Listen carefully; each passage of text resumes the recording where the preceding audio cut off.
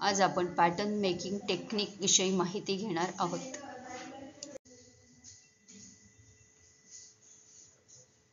Pattern making टेक्निकच्या 3 प्रकार आहेत. एक ड्राफ्टिंग मेथड, दुसरी ड्रॅपिंग मेथड, तिसरी फ्लॅट पॅटर्न डिझायनिंग मेथड.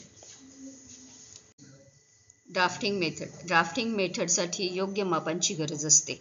शरीराच्या योग्य मापांच्या मदतीने तसेच योग्य साधनांच्या मदतीने ड्राफ्टिंग पेपर पॅटर्न केले जाते. पेपर पॅटर्न ड्राफ्ट करताना योग्य साधनांचा वापर केला जातो. ड्राफ्टिंग करण्यासाठी जसे एल स्क्वेअर, फ्रेंच कर्व इत्यादी साधनांचा वापर करतात. समोर दिलेल्या आकृतीनुसार पेपरवर अशा पद्धतीने ड्राफ्ट काढला जातो. ड्रॅपिंग मेथडमध्ये ड्रेस फॉर्मवर वास्तविक फॅब्रिक ड्रॅप करावे लागते आणि ते आवश्यक स्टाईल लाईनवर पिन करावे लागते आणि प्रत्येक बॉडी स्टाईल लाईनवर अतिरिक्त फॅब्रिक कापून टाकावे लागते, जसे खांदा line, neck line, arm hole इत्यादी.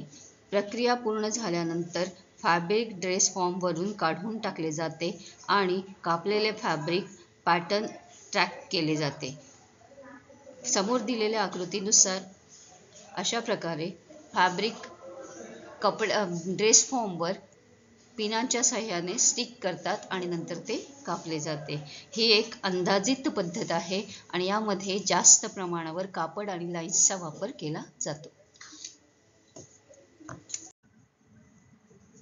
फ्लॅट पॅटर्न डिझायनिंग, बेसिक पॅटर्नच्या मदतीने एक नवीन पॅटर्न बनविणे याला फ्लॅट पॅटर्न डिझायनिंग असे म्हटले जाते. फ्लॅट पॅटर्न डिझायनिंगचे 2 टेक्निक्स आहेत. एक ॲडॅप्शन आणि दुसरं आहे मॅनिप्युलेशन. ॲडॅप्शन म्हणजे ब्लॉक पॅटर्न मधून मूळ शैलीचा नमुना तयार करण्याची पद्धत म्हणजेच ॲडॅप्शन. स्लीव्ज ब्लॉक मधील बेसिक स्लीव्ज पॅटर्न हे त्याचे उदाहरण आहे. मॅनिप्युलेशन म्हणजे एक स्टाईल पॅटर्नला इतर स्टाईल पॅटर्नमध्ये रूपांतरित करण्याची पद्धत. उदाहरणार्थ प्लेन स्लीव्जला पफ स्लीव्जमध्ये रूपांतरित करणे.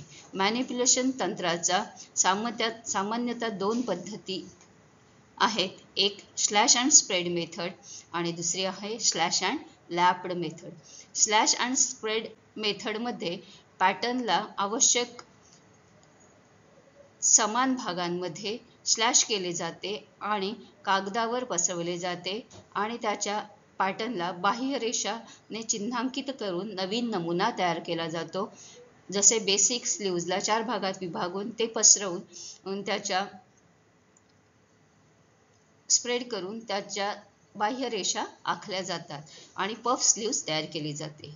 स्लॅश अँड लॅप्ड मेथड, यामध्ये पॅटर्न आवश्यक समान भागात विभागले जाते आणि एकावर एक लॅप करून स्प्रेड पॅटर्नच्या बाह्यरेषा चिन्हांकित केल्या जातात आणि नवीन नमुना तयार केला जातो. त्याला स्प्रेड अँड लॅप्ड पद्धती म्हणतात. उदाहरणार्थ फ्लेअर्ड स्कर्ट इत्यादी. समोर दिलेल्या आकृत्या या स्लॅश अँड स्प्रेड मेथडच्या किंवा स्लॅश अँड लॅप्ड मेथडच्या आकृत्या आहेत.